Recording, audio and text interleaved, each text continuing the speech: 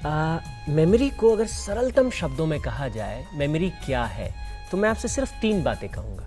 और ये 3 बातें हैं, कोई भी सूचना जो हमारी ज्ञानेंद्रियों के संपर्क में आती है वो हमारे भीतर जाती है, ब्रेन के अंदर जाती है, इसे हम कहते हैं इनपुट।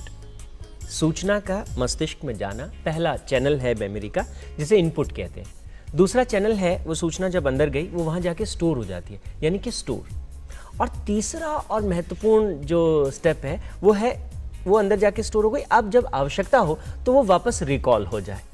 तो इनपुट का चैनल, स्टोर का चैनल और रिकॉल, अगर ये तीनों ताकतवर हों सीमा जी, और ये तीनों परफेक्टली काम करें, तो हम किसी भी सूचना को तेजी से अंदर ले सकते हैं, स्टोर कर सकते हैं और जब चाहें हम उसे रिकॉल कर सकते हैं। 5SQR सिस्टम में अब तक जो हमने बात की, पहली हमने बात की थी सेट के बारे में। सेट मतलब अपने मन को सेट करना, मस्तिष्क को सेट करना, शरीर को और ज्ञानेंद्रियों को पूरा का पूरा पढ़ाई में इन्वॉल्व करना।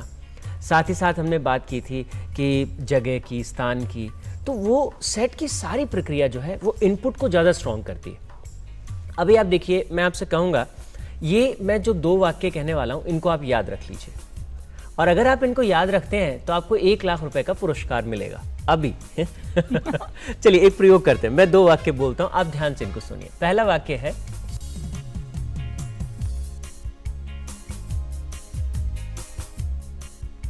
अच्छा अब मैंने क्या बोला? ये तो ऐसे ही शर्त हो गई, ना राधा नाचेगी ना नॉर्मल तेल होगा, ये याद नहीं हुआ। क्या मतलब याद? कोई भी चीज याद होने के लिए वो जाए तो सही दिमाग में, इनपुट तो हो। तो जब इनपुट नहीं है तो आउटपुट का बात ही नहीं पैदा होती। तो सबसे पहला चैनल इनपुट स्ट्रांग होना चाहिए, और इनपुट के लिए हमने सेट की प्रक्रिया के बारे में विस्तार से चर्चा की थी। सेलेक्ट की प्रक्रिया, लक्ष्य बना के पढ़ाई करने की हमने बात की थी, इतनी देर में इतना पढ़ना है, वो भी इनपुट को स्ट्रांग करने में मदद करता है। हमने सर्वे की बात की कि इससे पहले कि आप अपनी किताब को, किसी भी चीज़ को याद करें, एक बार पूरा आप देखें उसको, क्या है, क्या पढ़ने वाला हूँ, सर्वे। ये तीनों हमारे जो इनपुट चैनल है उसको स्ट्रॉन्ग करते हैं।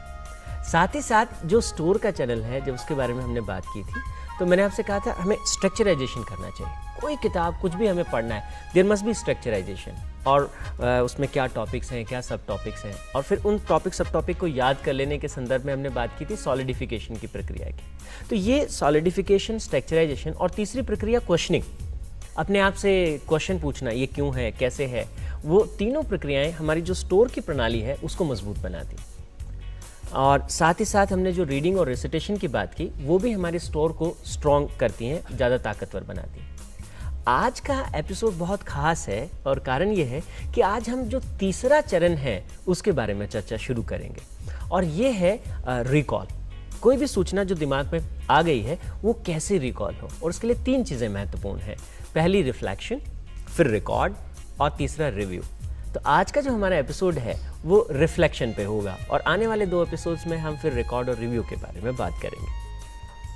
आपने बहुत ही सरलतम शब्दों में हमें ये पूरा याद दिला दिया कि हम लोगों ने क्या क्या सीखा, और उसको हम पढ़ाई में कैसे कैसे इस्तेमाल करके अपने रिजल्ट्स को इम्प्रूव कर सकते हैं। यहाँ आपने जो बात कही कि आज का जो एपिसोड है वो हमारा रिफ्लेक्शन पे बेस्ड है, और ये बात सही है कि हमारा सारा जो एग्जामिनेशन है वो भी रिकॉल पर ही डिपेंड करता है, हमारे मार्क्स इसी पर ही है कि हम कितना वापस याद करके एग्ज़ाम में लिख पाते हैं। लेकिन यहाँ आपने जो टर्म यूज़ की वो है रिफ्लेक्शन। रिफ्लेक्शन को अभी तक तो मैंने फिज़िक्स में ही पढ़ा था, यहाँ आप कह रहे हैं ये 5SQR टेक्निक में पढ़ाई में काम आता है, तो यहाँ पे इस रिफ्लेक्शन का क्या मतलब है? जी, मैं सीमा जी आपको बताऊँ। रिफ्लेक्शन का मतलब है कोई इन्फॉर्मेशन जो हमारे दिमाग के पास आई है वो वापस दिमाग से जाए। जैसे कांच पे लाइट गिरती है और वापस उससे रिफ्लेक्ट होके जाती है, वैसे ही नॉलेज को हम अपने भीतर लें और फिर वो हमसे रिफ्लेक्ट होके वापस जाए। मैं बोर्ड पे आपको इस प्रक्रिया को विस्तार से समझाता हूँ, क्योंकि ये बहुत खास और बहुत महत्वपूर्ण है। चलिए हम बोर्ड पे बातचीत को ले चलते हैं। आप देखिए, कोई भी सूचना हमारी जो ज्ञानेंद्रियाँ हैं, ज्ञानेंद्रियों से होती हुई हमारे दिमाग में जाती हैं। ये हम मान लेते हैं दिमाग में आँखों से देख के, लिख के, पढ़ के इंफॉर्मेशंस दिमाग में स्टोर हो रही हैं। तो ये हमारी ज्ञानेंद्रियां और ये दिमाग का स्टोर हाउस। लगातार हम जो पढ़ाई में करते हैं, हम सूचनाओं को हमारी जो ज्ञानेंद्रियां हैं वहाँ से हम स्टोर तक ले जाते हैं, ब्रेन तक ले जाते हैं, और इस पूरी प्रक्रिया में जो हमारे न्यूरॉन्स हैं वो बहुत महत्वपूर्ण भूमिका निभाते हैं। तो न्यूरॉन्स लगातार सूचनाओं को भीतर ग्रहण करते हैं और स्टोर करते रहते हैं। अब आप देखिएगा, ये लगातार जब ये प्रक्रिया होती है, ये जो पाथ जनरेट होता है न्यूरॉन्स में, इस पाथ को हम कहते हैं रिटेंशन पाथ।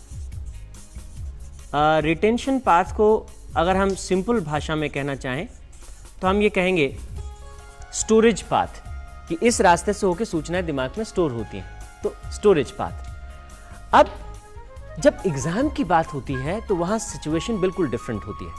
एग्जाम के समय हम क्या करते हैं, हमारा टेस्ट होता है कि दिमाग में जो पहले से रखा है उसको हम कितना रिकॉल कर सकते हैं। यानी यहाँ जो चीज़ें स्टोर है उसको हम हमारी जो ज्ञानेंद्रियाँ हैं, कर्मेंद्रियाँ हैं, वहाँ तक उसको लाएं और फिर हम उसको यूज़ करें। ये जो पाथ है इसे हम कहते हैं रिट्रीवल पाथ। रिट्रीवल पाथ या रिकॉल पाथ इसे कहते हैं। सूचनाएं वापस दिमाग से निकल के बाहर आ रही। अब आप देखिए, साल भर स्टूडेंट्स क्या करते हैं, साल भर स्टूडेंट्स प्रैक्टिस करते हैं किसी भी चीज़ को पढ़ के उसे दिमाग में स्टोर करने की, और लगातार उनका जो रिटेंशन पाथ है वो मजबूत होता रहता है। और जब एग्ज़ाम आता है तो उन्हें एग्ज़ाम रिटेंशन का नहीं देना, वो अपनी रिटेंशन की काबिलियत तो बढ़ा रहे हैं, इसी का अभ्यास कर रहे हैं, लेकिन एग्ज़ाम होता है हमेशा रिट्रीवल का। रिट्रीवल की स्पीड क्या है, उसका क्या आपकी एफिशिएंसी है। और ये छोटे से एक एग्जाम्पल से अगर हम समझें कि साल भर किसी बच्चे को हम कहें फुटबॉल खेलो, साल भर वो फुटबॉल खेलने का अभ्यास करे, और जब फाइनल मैच खेलने की बात आए तो हम उसे क्रिकेट के ग्राउंड में ले जाएं और वहाँ ले जाके वो कि चलो अब क्रिकेट में तुम अपना बेस्ट प्रदर्शन करो, कैसा प्रदर्शन कर पाएगा वो बच्चा? बहुत अजीब सी सिचुएशन में होगा। और यही प्रॉब्लम बच्चों के साथ आती है। वो साल भर जो है रिटेंशन की प्रैक्टिस करते हैं, लेकिन एग्जाम में उनको जो है रिट्रीवल का एग्जाम देना होता है। और रिफ्लेक्शन की जो प्रक्रिया है, वो रिफ्लेक्शन की प्रक्रिया हमें समझाती है किस तरीके से हमें जो सूचनाएं दिमाग के भीतर रखी हैं इनको हम बाहर सेंसेस तक लाएं। तो ये वो रिटेंशन मतलब जो रिट्रीवल पाथ है उसको स्ट्रॉन्ग करने की जो प्रक्रिया है उसे ही हम रिफ्लेक्शन की प्रक्रिया कहते हैं। एक बार हम उसका अभ्यास करना शुरू करें तो कोई भी चीज़ हम लंबे समय तक हमारी मेमोरी में रख सकते हैं। कमलेश जी, अभी आपने बताया कि ये जो रिट्रीवल पाथ है वो बनना चाहिए, क्योंकि ये रिफ्लेक्शन है। ये बात बिल्कुल समझ में आ गई। शायद यही है कि हम लोग उस चीज़ को रिफ्लेक्ट करने की प्रैक्टिस ही नहीं करते और एग्जाम में जाके बस है दिमाग में सब कुछ, लेकिन वो बाहर नहीं आता। यही वजह है सीमा जी। आप देखिए, जो मैं बच्चों पे काम करता हूँ, 98% तक स्टूडेंट्स मुझे कहते हैं सर मुझे वो आता था, एग्जाम में मुझे लग रहा था कि वो आ रहा है, लेकिन फिर वो गलत हो गया। और एग्ज़ाम हॉल से बाहर निकलते ही कितने बच्चे जो ये कहते हैं ओ ये तो गलत हो गया, ये ऐसे नहीं होना चाहिए था, ये ऐसे होना चाहिए था, ये मैं सही कर सकता था। कारण यही है कि उन्होंने उस जो रिकॉल चैनल है, जो उनका रिट्रीवल पाथ है, उसका प्रैक्टिस नहीं किया। और जब तक उसका प्रैक्टिस नहीं होगा तब तक वो इन्फॉर्मेशन सूदिंगली जब उनकी आवश्यकता है तब नहीं आएंगी, थोड़ी देर बाद रिकॉल हो जाएंगी। और यही वजह होती है कि एग्ज़ाम हॉल से बाहर निकलते बच्चे कहते हैं हाँ हाँ मुझे आता था, मैं लिख नहीं पाया। बिल्कुल सही बात है ये कि ब्रेन में सब कुछ है लेकिन हम बता नहीं पाए कि हमें आता था। जब ये इतना इम्पोर्टेंट है तो कमलेश जी क्यों ना इसके लिए कोई अच्छी सी टेक्निक, बड़ी आसान सी टेक्निक आप हमें बता दीजिए, ताकि हम सब जो दर्शक हैं, जितने भी हमारे स्टूडेंट्स हैं, उनका सही बात है वो सब इसका बेनिफिट उठा सकें। देखिए, रिफ्लेक्शन के लिए जो सबसे ईजीएस्ट टेक्निक हो सकती है वो मैं आपके साथ शेयर करूँगा। जब भी आप किसी चीज़ को पढ़ते हैं, सपोज आपने किसी पैराग्राफ को पढ़ा और उस पैराग्राफ में जैसे कोई महत्वपूर्ण चीज़ आप पढ़ लेते हैं, किसी व्यक्ति का नाम, कोई जगह का नाम, कोई चीज़ जो आपको समझ में आ गई, हाँ इस व्यक्ति ने इस टाइम में ये किया था, वहीं पे एक पॉज ले लें, वहाँ रुक करके उस किताब को एक बार साइड करके अपने आप से पूछें अच्छा ये क्या था, हाँ इस व्यक्ति ने ये चीज़ इस समय अच्छा ऐसे ऐसे करी। यानी वो सूचना जैसे ही महत्वपूर्ण सूचना आपके दिमाग में गई, आपने एक पॉज लिया और आपने उसको वापस से दोहराया। आप पूरे पाथ को कंप्लीट कर रहे हैं, दिमाग में स्टोर होना और फिर उसको वापस से रिकॉल करना। पूरा साइकिल, पूरा चक्र कंप्लीट होता है और यही साइकिल लर्निंग में काम करता है। तो जैसे ही आपने कोई महत्वपूर्ण सूचना पैराग्राफ में पढ़ी, आप रुके और आपने उसे रिफ्लेक्ट कर दिया, वापस बोल दिया, भले ही आप इसको प्रकृति किसी को भी सुना दें।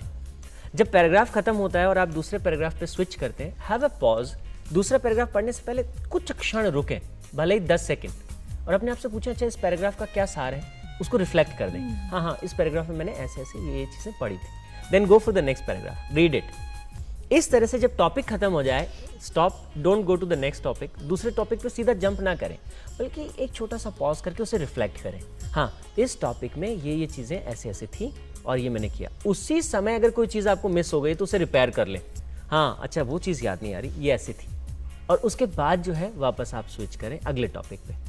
ये सीमा जी 3 लेवल पे होता है, paragraph to paragraph, topic to topic and then chapter to chapter.